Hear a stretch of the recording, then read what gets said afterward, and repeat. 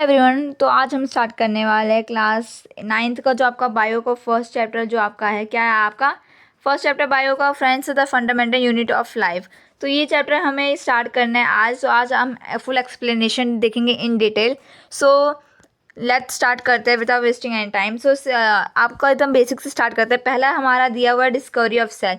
सो cell की discovery किसने की थी? हमें पता है सेल क्या होता है, अगर नहीं पता तो आगे हम देखेंगे व्हाट इज सेल।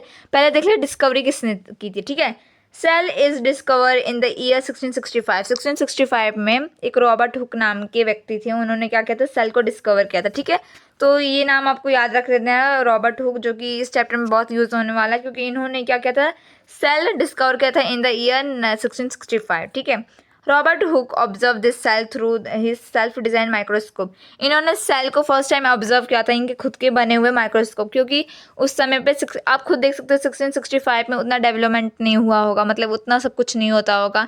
सो उन लोग क्या करते थे, पहले जो सेल्फ डिजाइन माइक्रोस्कोप होते थे उससे उन लोगों ने देखा होगा। आज के ज़माने में अगर देखोगे 2025, अगर आप देखोगे इस जनरेशन में, तो इस जनरेशन में कितना डेवलपमेंट आ चुका है। तो अभी तो बहुत अलग अलग टाइप्स के आपको माइक्रोस्कोप मिलेंगे, but in that time in 1665 उस वक्त रॉबर्ट हुक जी ने ऑब्जर्व किया था सेल को through his self design microscope. ठीक है, ही सॉ दैट द कॉक resemble the structure of honeycomb. उन्होंने देखा था जो कॉक होता है, कॉक क्या होता है आपने देखा होगा, ट्री का जो स्टेम होता है जिसे बार्क बोलते हैं, उसका जो छाल, स्पेशली कॉक मतलब होता है छाल होता है। ठीक है, सो उन्होंने देखा था जो कॉक होता है वो हनीकॉम के स्ट्रक्चर में दिख रहा था। ठीक है, तो जो हनीकॉम कैसे होता है, ऐसे ऐसे होता है ना, बहुत सारे ऐसे साथ में लगे रहते हैं, तो ऐसे उन्होंने ऑब्जर्व किया था, तो उन्हें लगता था ये लिटिल लिटिल रूम्स है। ठीक है, तो इन्होंने इसे सेल बोल दिया।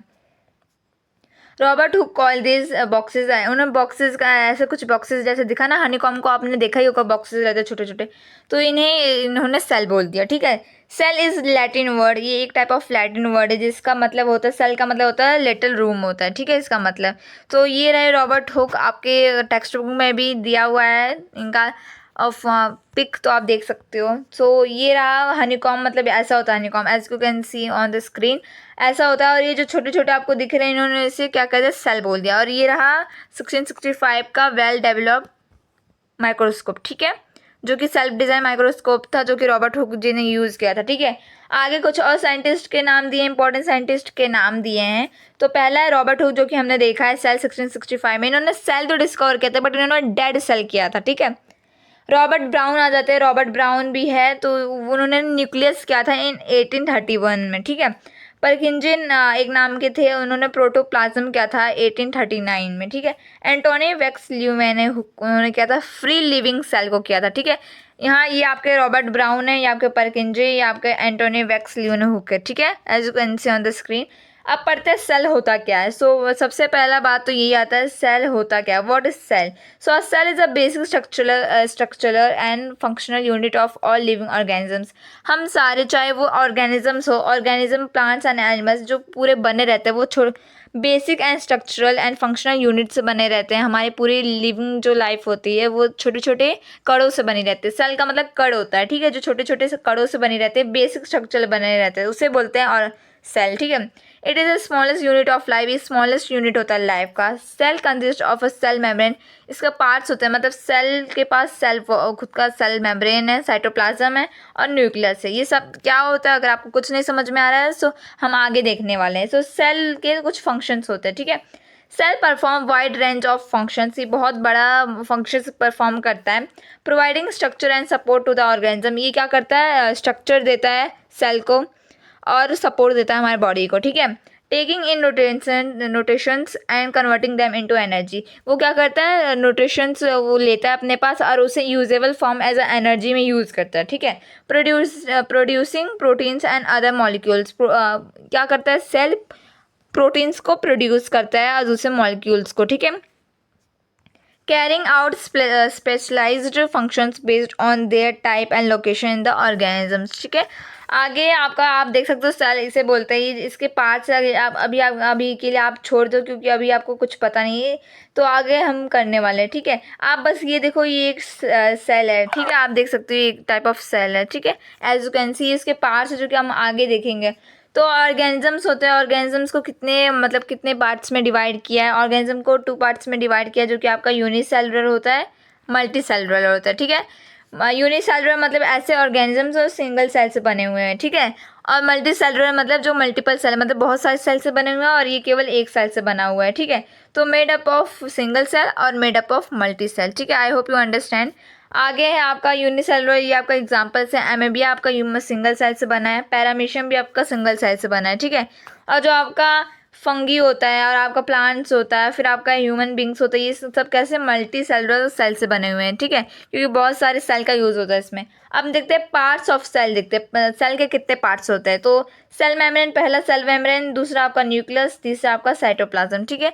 सो ये आपका एक सेल है, ये आपका रहा। जो आउटर पार्ट होता है सेल मेम्ब्रेन होता है, और जो बीच का पार्ट होता है उसे न्यूक्लियस बोलते हैं, और जो बिटवीन पार्ट होता है in between cell membrane and nucleus उसे साइटोप्लाज्म बोलते हैं, ठीक है। आगे पहला सेल मेम्ब्रेन जिसे हम प्लाज्मा मेम्ब्रेन भी बोलते हैं, पीएमएमसीएम, इस शॉर्ट में बोलते हैं पीएमएमसीएम, ठीक है। So the cell membrane also known as plasma membrane, जो सेल मेम्ब्रेन उसे हम प्लाज्मा मेम्ब्रेन के नाम से भी जानते हैं, ठीक है। A vital structure that surround all the cells separating interior from external environment, ये बाहर का एकदम पार्ट होता है। तो ये बाहर का पार्ट क्या करता है, ये जो बाहर के जो चीज़ें होते हैं, जो एक्सटर्नल थिंग्स होते हैं, उसे अंदर आने से रुकता है, मतलब जो डैमेज चीज़ें होती हैं, ठीक है। मतलब मिक्सअप ना हो जाए, मतलब अलग अलग करता है, क्योंकि बहुत सारे सेल होते हैं ना यहाँ पर। तो सारे सेल मेम्ब्रेन क्या करते हैं, एक दूसरे को खुद से अलग रखते हैं ताकि मिक्सअप ना हो जाए, ठीक है। I hope you understand very well. आगे इट इज़ अ थिन, ये पतला है, फ्लेक्सिबल है, और एक टाइप ऑफ बैरियर काम करता है, ठीक है, दूसरे प्रोडक्ट्स को मिक्सअप नहीं होने देता है। और जो आपका सेल मेम्ब्रेन होता है वो दो चीज़ों से बना रहता है, लिपिड से बना रहता है, प्रोटीन से बना रहता है, ठीक है। सो जिसे हम मिला के लिपोप्रोटीन्स भी बोलते हैं, ठीक है। It plays a crucial role in maintaining cell structure, ये सेल स्ट्रक्चर मतलब आउटर पार्ट है ना, तो ये सेल स्ट्रक्चर देता है, एक टाइप ऑफ शेप देता है उसे, ठीक है। Movement of substance in and out, ये भी देखता है कि ये जो आपका जो सेल मेम्ब्रेन है कौन सा मटेरियल अंदर जाएगा कौन सा बाहर जाएगा, ठीक है। तो इसका भी रिस्पॉन्सिबल किसके ऊपर रहता है, आपका प्लाज्मा मेम्ब्रेन या सेल मेम्ब्रेन के पास, ठीक है, दोनों एक ही चीज़ है। आगे देखते हैं फंक्शंस ऑफ सेल मेम्ब्रेन, देख लेते हैं फंक्शंस क्या होते हैं सेल मेम्ब्रेन के। सो ये क्या करता है, गिव स्ट्रक्चर, ये क्या करता है, सेल को स्ट्रक्चर देता है। Shape to the cell, cell को शेप देता है। Help in transportation of materials, ये ट्रांसपोर्टेशन करता है मटेरियल्स का, जो कि दो प्रोसेस होते हैं, ऑस्मोसिस से और डिफ्यूजन से, ठीक है। सो ये दोनों प्रोसेस होते हैं, इसमें क्या होता है, ट्रांसफ़र होता है water molecules from high concentration to low concentration, ठीक है। आगे आपका provide protection and mechanical support, ये सेल मेम्ब्रेन क्या करता है, सेल को प्रोटेक्शन देता है दूसरे जो कि पैथोजेंस मतलब अलग जो मटेरियल्स होता है उससे, और मैकेनिकल सपोर्ट, उससे सपोर्ट भी देता है। Separate materials of cell from external environment, और ये मटेरियल्स को क्या करता है, सेपरेट करता है जो एक्सटर्नल आपका जो इन्वायरमेंट्स होता है उससे करता है, ठीक है। It allows for the passage of initial nutritions and removal of waste product, इसके पास मतलब जितने भी नेसेसरी न्यूट्रिएंट्स होते हैं वो ऑब्जर्व करता है, जितने भी वेस्ट प्रोडक्ट्स होते हैं उससे क्या करता है, रिमूव करता है, ठीक है। तो ये पूरे फंक्शन है सेल मेम्ब्रेन के, और भी है।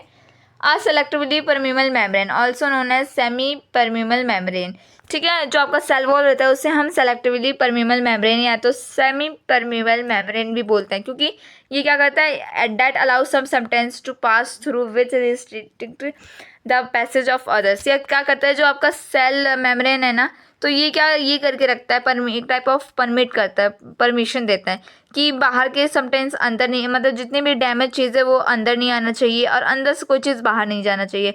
अगर वो यूज़फुल न्यूट्रिशंस होंगे तो वो अंदर आ सकते हैं, नहीं बाहर जा सकते हैं, नहीं तो डैमेज होगी तो नहीं होगा। ये आप देख सकते हो, ये आपका सेल मेम्ब्रेन है, और ये आपको जो खुले ये आपका क्या है, आपका सेलेक्टिवली परमीबल मेम्ब्रेन है, ठीक है। एक बार गौर करिए इस वाले फिगर पे, तो ये किसका फिगर है, ये आपका सेल का फिगर है। आप अगर अच्छे से ऑब्जर्व करो तो ये पूरा सेल है, ठीक है। सेल के अंदर जो आपका आउटर मोस्ट पार्ट होता है, आउटर मोस्ट पार्ट, उसे हम बोलते हैं सेल मेम्ब्रेन, जो कि अभी जस्ट हमने इसके बारे में पढ़ा, ठीक है। अब हम पढ़ेंगे न्यूक्लियस के बारे में, साइटोप्लाज्म के बारे में, ठीक है। दूसरा आपका आता है न्यूक्लियस, ही आ जाता है आपका। तो न्यूक्लियस के लिए दूसरा चेंज कर देते हैं colour. The nucleus is membrane bound organelle, एक टाइप ऑफ ऑर्गेनिज्म मतलब ऑर्गन है, found in eukaryotic cells. Eukaryotic cells क्या होते हैं, जिनके पास खुद का न्यूक्लियस रहता है, ठीक है, उसे यूकैरियोटिक सेल्स बोलते हैं, ठीक है।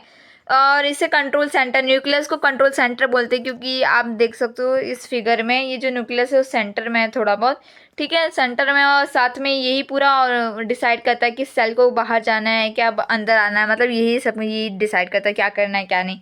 इसे control centre of the cell बोलते हैं, किसको, न्यूक्लियस को। ठीक है, it houses the cell genetic materials, इसके बाद खुद का जेनेटिक मटेरियल्स होता है। जेनेटिक मटेरियल्स वो होता है जो पेरेंट्स से लेके बच्चों में जाता है। ठीक है, डीएनए ऑर्गेनाइज क्रोमोसोम्स होते हैं जो कि बहुत क्रूशियल रोल निभाता है सेलुलर रिप्रोडक्शन के लिए, ग्रोथ के लिए और रिप्रोडक्शन के लिए। ठीक है, आगे फंक्शंस ऑफ न्यूक्लियस, न्यूक्लियस के फंक्शंस क्या होता है, क्या क्या परफॉर्म करते हैं। पहला, control of the genetical information of the cell and thus the hereditary characteristics of an organism।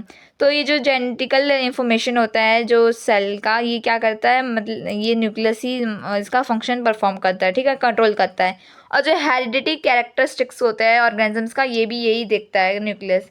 Control of the protein and enzyme synthesise, ये क्या प्रोटीन और एंजाइम को सिंथेसाइज करता है। Control the cell division and cell growth, cell का कितना growth होता है कितना डिवीजन होता है, ये न्यूक्लियस ही परफॉर्म करता है। Storage of DNA RNA ribosomes, DNA RNA ribosomes, ये सब बाद में हम पढ़ेंगे, आगे हम जाके पढ़ेंगे। बट ये स्टोरेज मतलब एक टाइप ऑफ स्टोरेज का काम करता है। Regulation of transcription of the RNA to protein में कन्वर्ट करता है। प्रोडक्शन ऑफ राइबोसोम्स का प्रोडक्शन करता है। ठीक है, आगे आपका आता है तीसरा, cytoplasm. Cytoplasm is a jelly like structure within a cell, cell के अंदर आप देखो जेली लाइक स्ट्रक्चर होता है, उसे साइटोप्लाज्म बोलते हैं, जो कि लोकेटेड रहता है सेल मेम्ब्रेन और न्यूक्लियस के बीच में। ठीक है, और ये यूकैरियोटिक सेल्स के पास होता है जिसका खुद का उनके पास न्यूक्लियस होता है। ठीक है, it is a complex mixture, ये कम्प्लेक्स मिक्सचर होता है, मतलब मिक्सचर होता है बहुत सारे कंपोनेंट्स का, जैसे water, salt, organic molecules providing a medium barrier. ये बहुत बायोकेमिकल रिएक्शन करता है और सपोर्ट करता है सेल को। एक बार देख लेते हैं साइटोप्लाज्म का क्या करते हैं, एक बार देख लेते हैं, पहले फंक्शंस पढ़ लेते हैं। ठीक है, cytoplasm responsible for the cell का शेप, सेल का शेप कैसा होगा, साइटोप्लाज्म रिस्पॉन्सिबल होता है। और मटेरियल का जो इन्फॉर्मेशन क्या ट्रांसपोर्ट करने के लिए, जैसे जेनेटिक मटेरियल, सेलुलर रिस्पिरेशन और स्टोरेज का भी काम यही करता है साइटोप्लाज्म। डायग्राम देख लेते हैं साइटोप्लाज्म का। ये आपका बाहर वाला पार्ट है सेल मेम्ब्रेन, बीच में आपका न्यूक्लियस, और जो आपका ये येलो येलो पूरा पार्ट दिख रहा है ना, ये पूरा येलो येलो येलो पार्ट, उसे साइटोप्लाज्म बोलते हैं। जेली लाइक स्ट्रक्चर है। ठीक है, यहाँ भी देखो, ये आपका न्यूक्लियस है, ये आपका सेल है, ये आपका साइटोप्लाज्म है। आगे सेल वॉल आता है। Cell wall is rigid outer layer, ये रिजिड आउटर लेयर होता है जो कि सराउंड करता है सेल मेम्ब्रेन, सेल मेम्ब्रेन के भी बाहर रहता है।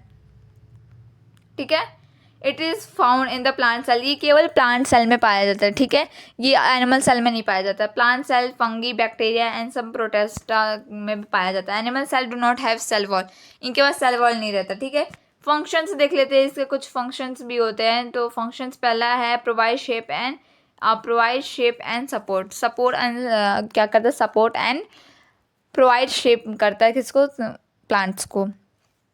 इट गिव द शेप, ये शेप देता है और हेल्प करता है ऐसे अनफेवरेबल कंडीशंस में उसे विथस्टैंड करने के लिए। ठीक है, protect the cell, act as a barrier, ये जैसे मैकेनिकल डैमेज ना पड़े, जैसे पैथोजेंस होते हैं उसे अटैक कर देते तो उससे लड़ने में ये मदद करता है। रेगुलर सेल ग्रोथ का यही दिखता है, एक्सपेंड करता है। परमिनल सेलेक्टिवली परमेबल मेम्ब्रेन, ये क्या करता है, सब्सटेंस को पास करने में, ट्रांसपोर्ट करने में हेल्प करता है। ठीक है, इन्वायरमेंट्स में जैसे आपका एनवायरनमेंट में हेल्प करता है मेंटेन करने के लिए। ये रहा आपका सेल वॉल, ये आपका ये प्लांट आपका सेल है, ये आपका सेल मेम्ब्रेन है, और ये बाहर वाला पार्ट आपका सेल वॉल है। ठीक है, ये केवल पाया जाता है प्लांट्स में, फंगस में, बैक्टीरिया में। एनिमल सेल में नहीं पाया जाता है, ये प्लांट्स में पाया जाता है, फंगी में, बैक्टीरिया में पाया जाता है, बट एनिमल सेल में नहीं पाया जाता है। सेल ऑर्गेनली देखते हैं।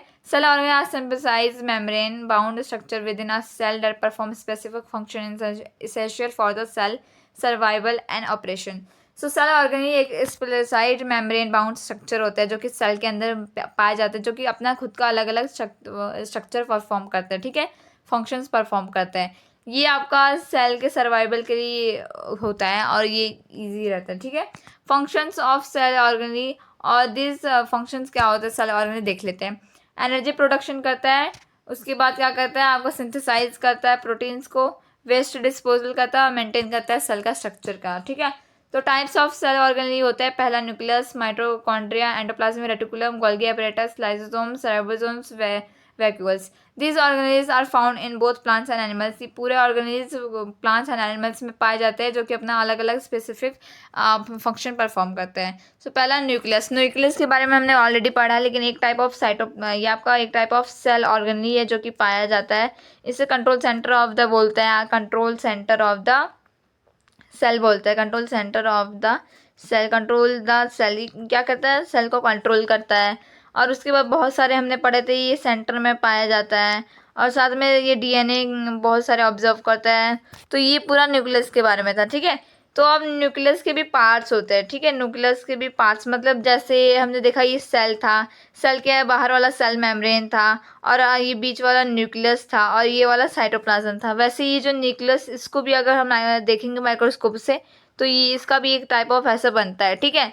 तो बाहर वाला पार्ट को न्यूक्लियर मेम्ब्रेन बोलते हैं, अंदर वाला जो पार्ट आपका होता है उसे न्यूक्लियोलस बोलते हैं और बीच वाला न्यूक्लियोप्लाज्म और इसमें पोर्स रहता है उसे न्यूक्लियर पोर्स बोलते हैं। एक एक करके पढ़ते हैं। पहला है nuclear membrane, outer most part होता है। It is the outer most part of the nucleus. Nucleus का आउटर मोस्ट पार्ट होता है।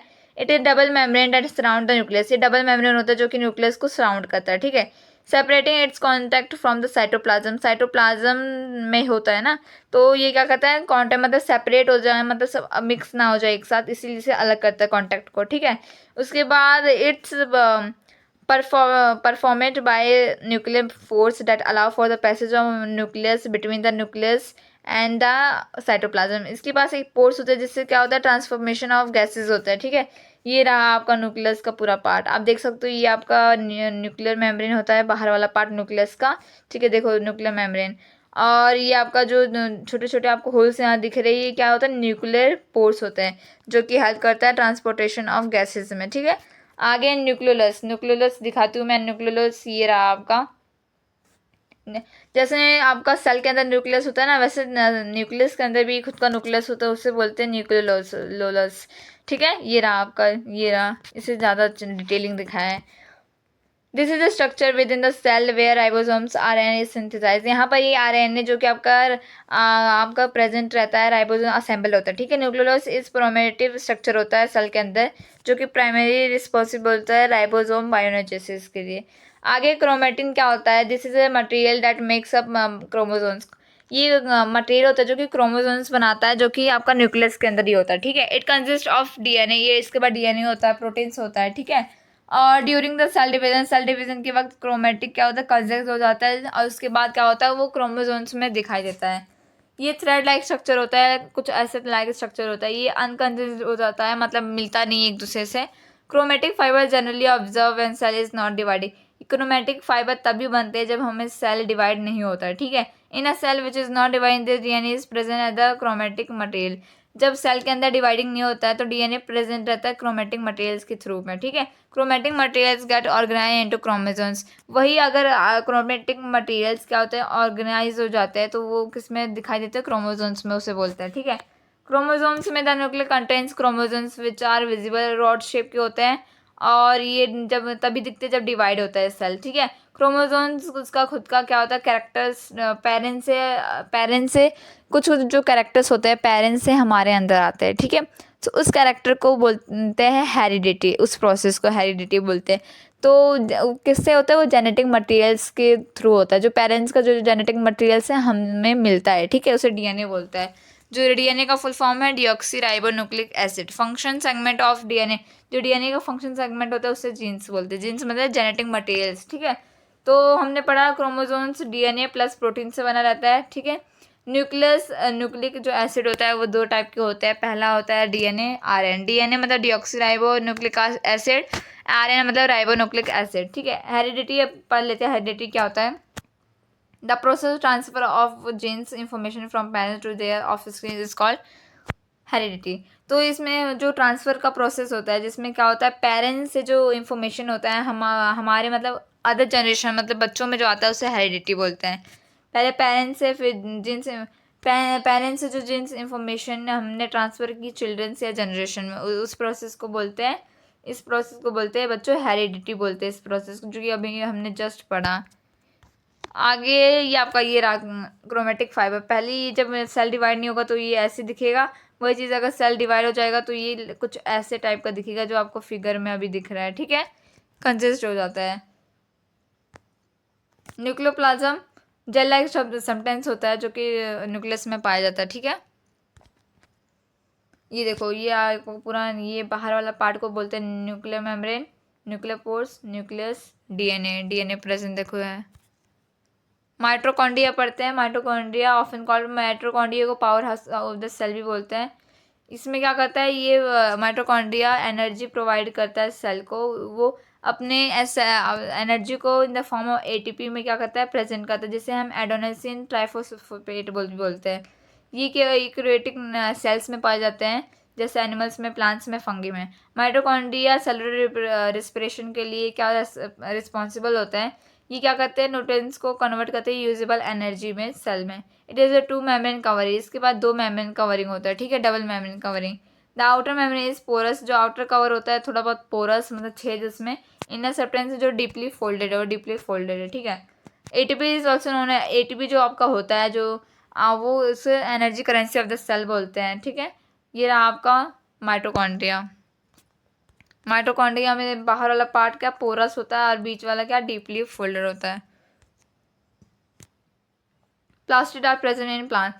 आगे प्लास्टिड, दूसरा टाइप ऑफ जो सेल ऑर्गेनाइज होता है उसे प्लास्टिड बोलते हैं। प्लास्टिड क्या होता है जो केवल प्लांट्स में हमें दिखता है, ठीक है। प्लास्टिक 2 टाइप के होते हैं as you can see, chromoplast, leucoplast. Chromoplast मतलब जो कलर्ड प्लास्टिक होते हैं, ल्यूकोप्लास्ट मतलब अनकलरलेस होते हैं। It contains 1 colour green pigment called chlorophyll. इसके पास एक कलर, बहुत सारे अलग अलग कलर होते हैं, लेकिन जो आपका ग्रीन होता है वो जो मेन होता है उसे उस पिगमेंट को बोलते हैं क्लोरोफिल, जो कि हमने ऑलरेडी पढ़ के रखा अपने प्रीवियस क्लासेस में, ठीक है।